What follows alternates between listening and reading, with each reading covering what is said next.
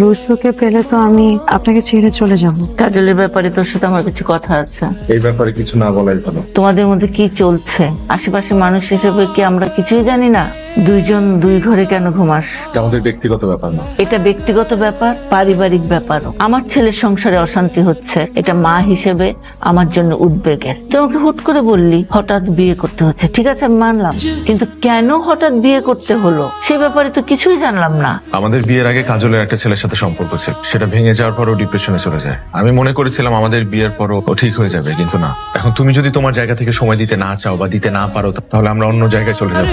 আমি বরং এখান থেকে চলে যাই, তাহলে আপনার সব সমস্যার সমাধান হয়ে যাবে। আমার আর মার সব কনভারসেশন শুনছো, তাহলে এটা শোনো না আমি মাকে লাস্টে কি বলেছি? হ্যাঁ শুনছি।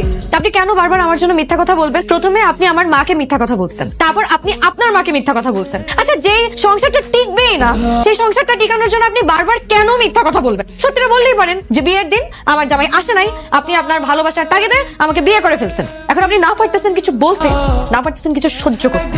আমি কিছু বলি না কারণ আমার বলার সে অধিকারটা নাই। সেটাই তো, আমি তো কখনো আপনাকে কোনো কিছুর অধিকার দেই নাই, তাহলে আপনি সেই অধিকার চাওয়ার জন্য কেন বারবার চেষ্টা করছেন? কারণ আমি তোমাকে ভালোবাসি।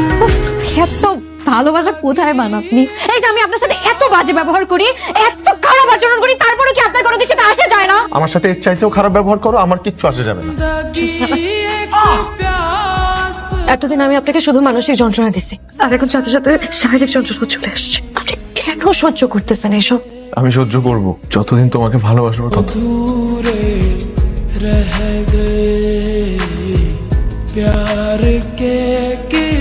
আপনি আমাকে এত ভালোবাসেন কেন? ভালোবাসা বলতে আমি বুঝি তোমাকে, প্রেম বলতেও আমি বুঝি তোমাকে। আমি হেরে গেছি তোমার কাছে। আপনার ভালোবাসার কাছে আমি হেরে গেছি। 5 মাস আগেও কোনোদিন চিন্তাও করি নাই যে কোনোদিন আপনার জন্য মায়া কাজ করবে। আজকে থেকে সুন্দর লাগছে তোমাকে। আজকে থেকে আর আলাদা রুমে থাকার দরকার নেই। जिसने पूछा हमसे बिछड़े यार का। কই ছিলি এতদিন? তোর কোনো খোঁজ নাই, খবর নাই, কিছু নাই। একটা মেয়েকে বিয়ের আসরে একলা রেখে ভাগছিস তুই। এখন লজ্জা করে না আমার সামনে দাঁড়াইতে? কই ছিলি এতদিন? কই ছিলি? আমার কি দোষ? সবকিছু তো ঠিকই ছিল। আমার বাসার মানুষ আসে নাই তোমার বাসায়? আসছে তো। বিয়ের দিন আমি সকালে টাকা নিতে বেরোইছিলাম, হুট করে দেখি পুলিশ হাজির। আমি কোনো কিছু বুঝে ওঠার আগে দেখি আমি ছেলে। কয়েক মাস পরে আমি জামিন নিয়ে বেরিয়েছি। কোনো কিছু জানার চেষ্টা করছো, কোনো কিছু না জেনে বিয়ে করে ফেলছো। আমি কি একটা তোমাকে ভালোবাসি? বলো বলো বলো। চলো কাজল, আমার কথা শুনে যাবা। আমি আসবো তোমার সাথে আমার দেখা করতে। কথা শুনে যাও। একদম কোনো সিন ক্রিয়েট করবে না এখানে।